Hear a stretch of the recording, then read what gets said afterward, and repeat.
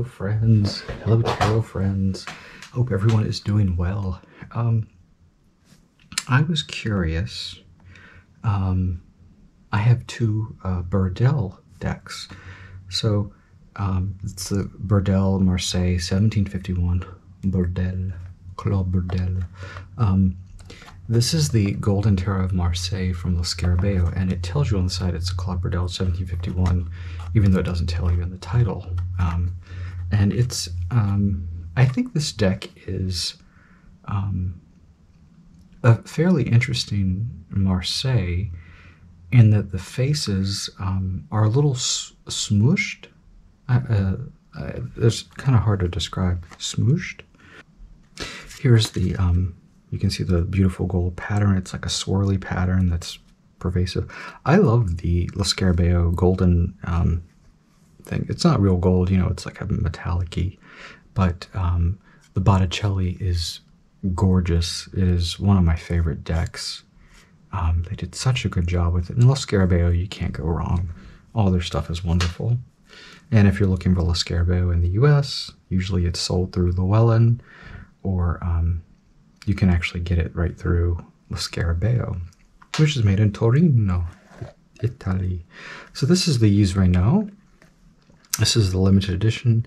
I have 2950, which I guess it's 2950. And it's, this is, so the Burdel is the master card maker and engraver in Fribourg, Switzerland. Most beautiful Swiss copy known of the tarot, said of Marseille, facsimile of an original in the Museum of Civilization in the Mediterranean Sea in Marseille. Oh, wrapped in reproduction of the original sheet packaging. So Reynaud 2015 this came out. And I think I got it at some point. Maybe a couple years ago. Oops. There's the cards. Saying what number it is, 2950. Oh, so I got almost. So let's look. Claude Burdel, born in France at Ans near Villefranche-sur-Saône, son of blacksmith, makes his apprenticeship with the master card maker Melchior Vianney in Lyon from 1739 to 1745. He emigrates then to Freiburg in Switzerland in 1749,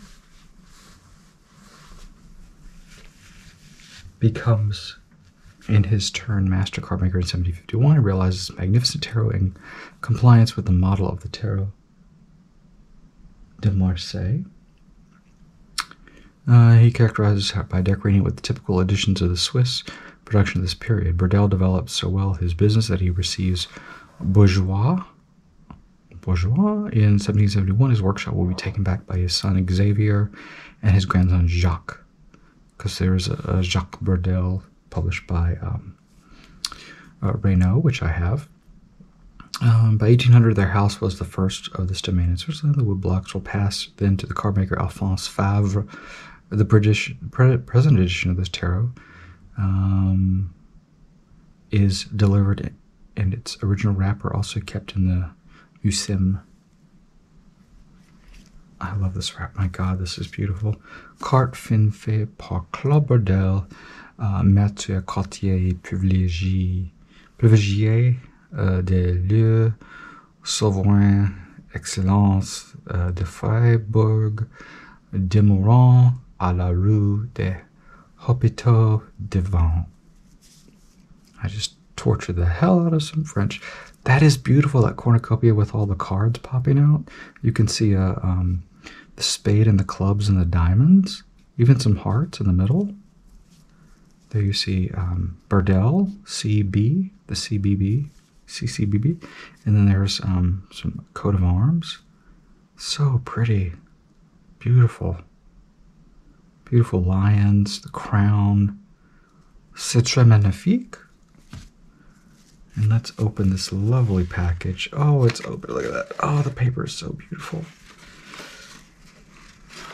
Oh, so fine. So lovely. Okay, so we got Burdel. There's a lot of beautiful cardstock. Reynaud does lovely cardstock. So let's get these. Are these in order? For no, oh my God! Let me get these things. Good Lord.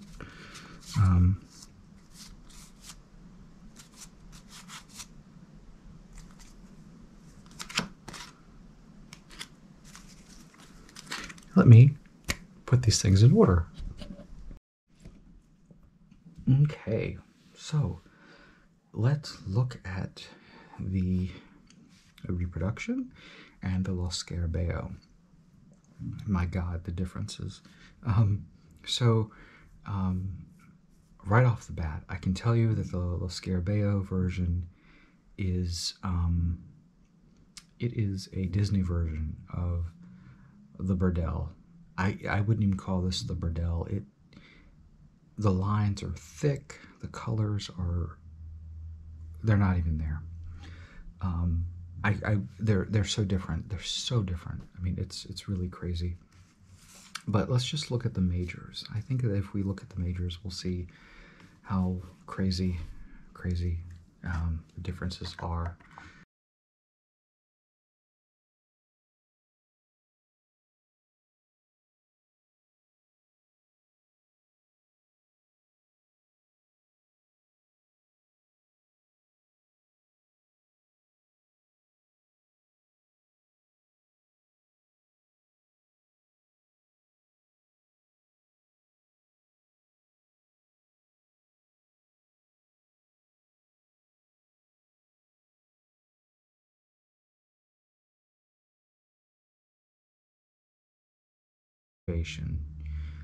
Preservation is preserving an artifact in its original state and stopping the whether it's the acidification of the paper, controlling the environment of it, whether it's depriving it of oxygen, whether it's deacidification, whether it's preserving in acid-free things. Temperature, humidity are taken into consideration. Restoration would be to bring it to a point where you can use an item, but in my library, our archives is not very it's not very sophisticated, and we don't really have a lot of old stuff. The oldest stuff we have is from the university beginnings, which was in 1960. So we don't have a lot of stuff like really older places have, like Harvard and their the book that's bound in human skin, which is really fascinating. Can you imagine a book made out of human skin? I'd want one with like a nipple where you can like tweak the nipple as you're opening the book. It's kind of silly. Anyway, let's look at these and how the differences and So we have the overall drawing is the same for the most part, but the lines are so much thicker here. What the heck did they do with the bells? His pants are ripped. We see flesh there, but that's just showing an undergarment or something. They took the flesh-colored sleeve and pants and made it something else. The bateleur. Everything, of course, everything's the same, but then you have the delicate nature of the little ball with the tassel, the purse here. Oh, there's a slight ball there. They added that ball. We have an object in the hand there. You cannot see that there. Baton. They colored it blue and red. What in the world? But we have the same curls in the hair, but it's different. We have the hat, the three-legged table, the vaginal-looking flower there. Colors, they're all over the place. It's complete recoloration. Here we have La Papesse.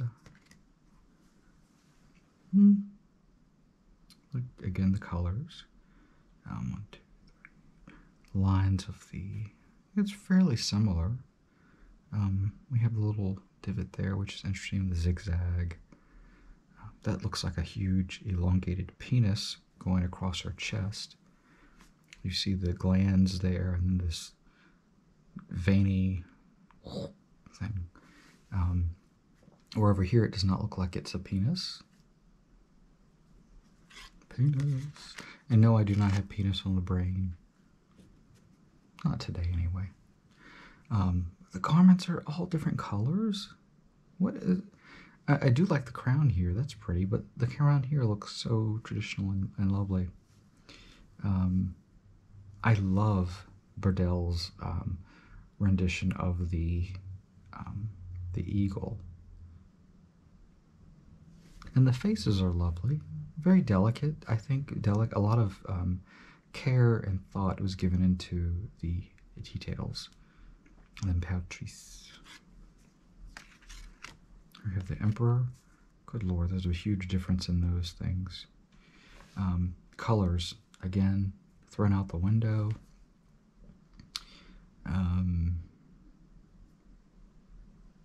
He's crossing his leg. See, so, you know, if you're looking at something, look, that's colored red, and that sort of blends in. And you're like, that's part of the throne, I believe. Here, yeah, part of the throne, but the throne is colored here. And he has his lovely hair. His beard is there. We have the golden woven chain. And it is cropped. The top of his thing is cropped there. And the bottom is cropped too. La papa, la papa, papa. We have the two heads, hat. What the world? And we have the blue, beautiful blue drapery, the benediction, or what do you call it? Yeah, it's whatever he's doing that thing. Papal crown.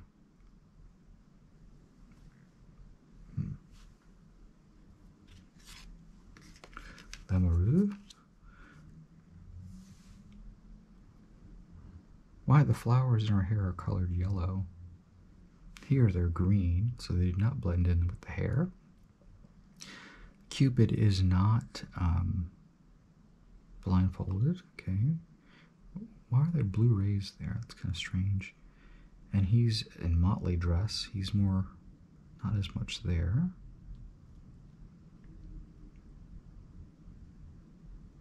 The maiden. I love how it looks like she's, oh, you can barely see her hand there, but here it looks like, you know, it almost looks like she's going to grab his balls.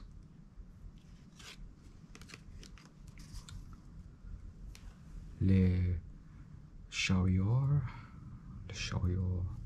white and blue, CB. I kind of left that the same. We got the garment there.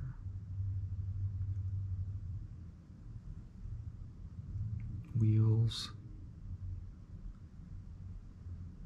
Cropped at the top.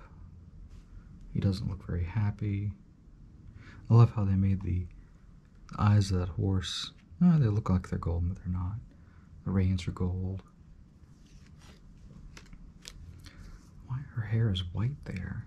It's obviously blonde there.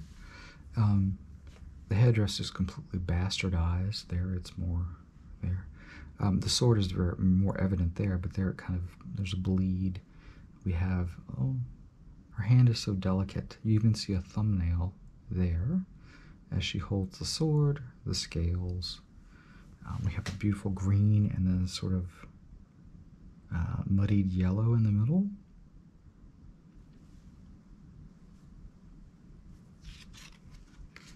Vermette. The lantern, the hood, the staff. And I love the green there, that green with the big blue. His hair and beard is bluish. And here it's just white with flesh. La Roue de Fortune. And here, again, so we have ears and ears. So we have costume ears, but then regular ears. Little monkey with ears. Little sphinx creature thing there. The cards could not be any more different. I mean, again, Disney version. The Roue de Fortune. Roue de Fortune.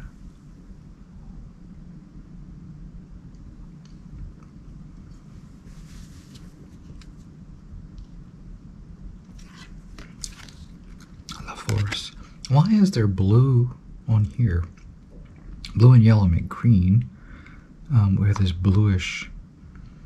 He's sticking his tongue out between his teeth. He has bottom teeth, which is so lots of Marseille do not have bottom teeth on the lion.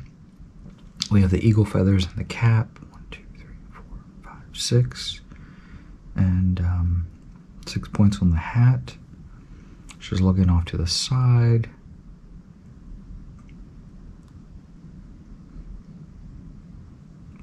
She has a thumbnail there. There is no thumbnail on that version.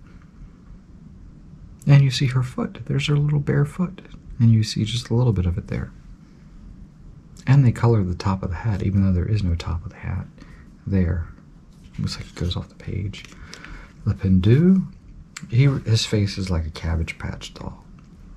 As a child of the 80s, of course, Cabbage Patch dolls were the thing. That My Little Pony, Teddy Ruxpin. I had a neighbor, she had everything. Teddy Ruxpin, all the Barbies, Barbie Dream House with the elevator, the floating shower, which I thought was really strange. There's a floating shower for Barbie. I think they did some contest for kids to design the next Barbie accessory, and that's what they came up with. What else? Oh, Masters of the Universe. I collected He-Man. Transformers, of course. I only had a few. They were very expensive. I had a lot of Masters of the Universe figures, though. And then there were those little wrestling guys called Muscle, M-U-S-C-L-E. It's like an acronym. And I had the little wrestling ring where you put them in there and you just basically beat the hell out of them. Here we have a distinct cod piece. It kind of fades in there. We have the buttons. Why is his foot? Oh, look. He's, so here you actually see his toes, or they may not be his toes. Maybe it's just the shading. Here they made his foot bare. And they gave him their short sleeves, which there is, in all the Marseille, short sleeves? What? Very strange. Here we have a card with no name. Here we have this lovely, I call it a ferny background, where it's like not a photocopy, but a photostat. You know, those old machines that would print out these bluish kind of copies. Like a Xerox, I think, made them. And they smelled very chemically. So here, interesting enough, we have 2 feet. A lot of Marseille do, well, that one's kind of deformed. There are no, I mean, the feet on one of them is missing sometimes. Both, it looks bony, both hands are bony. We have a little pocket there. Here the pocket is sort of obscured. Severed hands. The 2 bones, bone 1, bone 2. The heads that are severed. Here his mouth is completely, it's like someone knocked his teeth out. There we see teeth.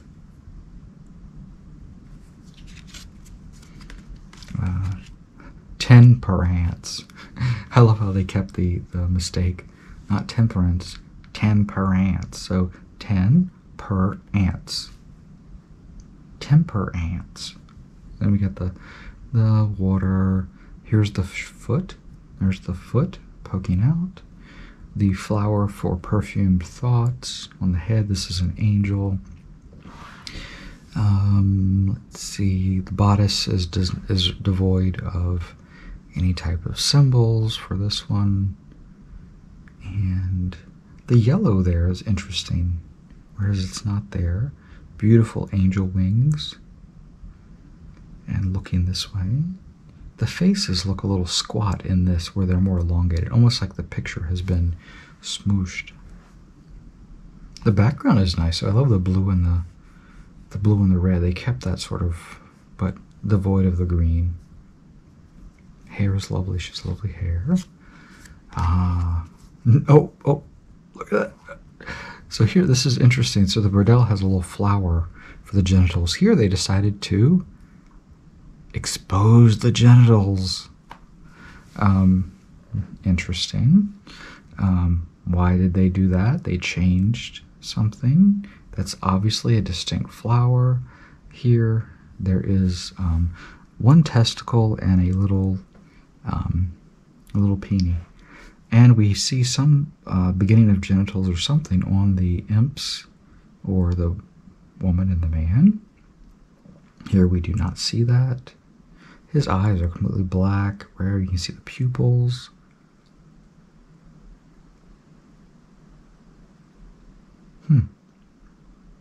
I like the mouth is no tongue. It's just the mouth is shaped that way. Very evil, sort of. Yeah. The genitals, look at that. I mean, I would have kept the little flower. I think it's cute.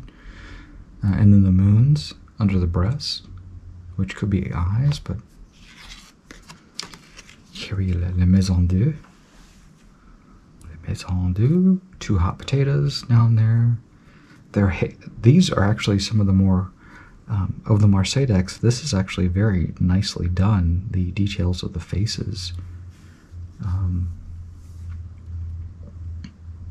The top popping off.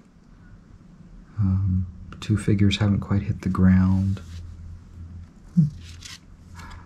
L'Estoile. What the? No, I guess it should be L apostrophe l'Estoile. I think there's only one L. The little black bird. Here it has an eye. It does not have an eye there. The urns. Here we have a red one and a gold one. And white water and blue. Oh, it's so strange. Why would they do that?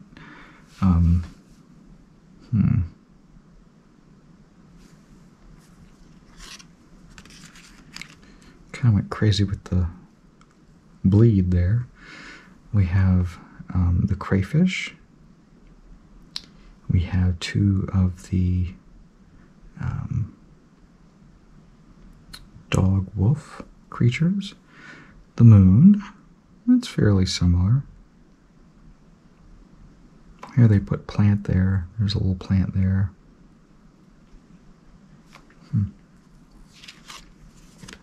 Oh, this is probably the most beautiful sun card in the Marseille decks. It's a beautiful card. The way the sun is.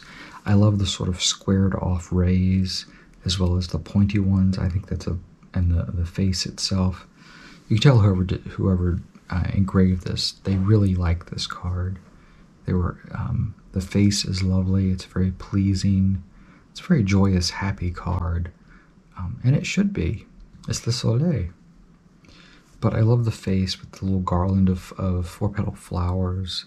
Here there are different colors. We have the traditional brick wall, the first wall of Rome, Castor and Pollux, Gemini, etc., etc. Very nice. Lovely. Look at the eyes there. Look at the eyes there. This is completely different. Oops. Le Jugement. Delicate features, sort of, here. Here it looks like one eye is bigger than the other. We have butt, man, woman, butt. Now, this guy, it looks like one of the monks that was kneeling before Le Pape, Le Jugement. And because of the hair, it looks, we got the bald spot in the back. But then men do go bald in the back, male pattern baldness. We have a little color there, which is colored in the hair. He's coming with the clouds, and every eye shall see him. Revelation something or another. That was actually, it says Revelation according to John or something, but it's not St. John. It's someone else, not St. John. He did not write the Revelation. And really, there's been, I've been wondering, Revelation is a really strange book of the Bible. Some people have even thought that it shouldn't even be part of the Bible because it's so out there. And the guy who wrote it was just, kind of, I think he had his own agenda because it's mainly about Rome and, Rome and the Christians. Here we have the lovely Le Mans bull lion, which could either represent the apostles or the visions of Enoch, or is it Ezekiel? I think it's Enoch. Ezekiel. I don't want to say Ezekiel. I think it's Enoch. And we have the lovely wreath, the woman, the boobs, and the baton, but then there's supposed to be like a bottle there. She has the drape here. They made it multicolored, which is actually quite pretty. The face is very dark. Here you can see she's kind of squinting. We have angel there. Eagle, bull, and lion. I love the smirk on the lion with he's cutting eyes at the bull like, you stupid bull, you're so stupid. The angel is like, huh? And the eagle's like, hey. And then we have the world. And I actually do, let's look at the, this one is completely crazy the way they did this. So we have the Ace of Cups, beautiful reliquary. We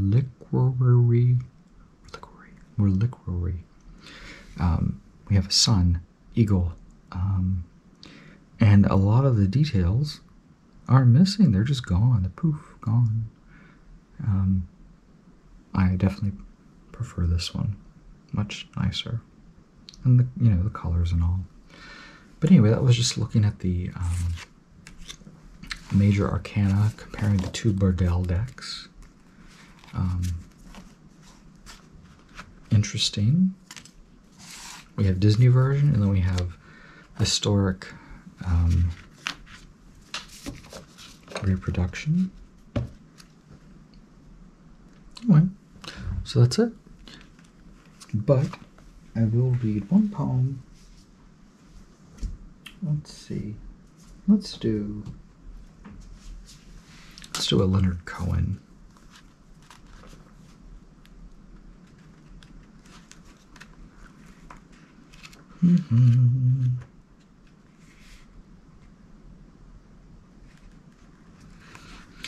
You're not supposed to be here. You're not supposed to be here, not supposed to be looking for me. This is the poor side of silence. This is the white noise of the abandoned appliance. This is the captivity. You need details. You need the name of the street. You're not supposed to be here. In the name of God.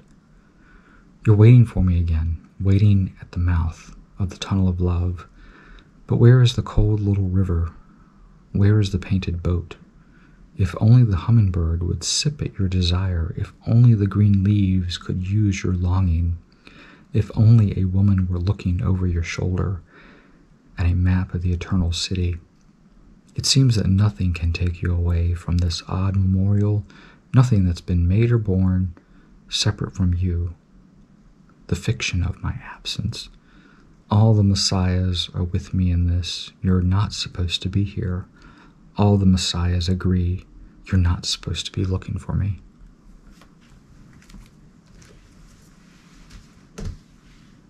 That was interesting and lovely. Why do I read poems? Why? Because I'm a librarian. But poetry is meant to awaken, stir a piece of you in a very short period of time. So, anyway, there you go. Thank you so much for watching, and I hope you enjoyed it.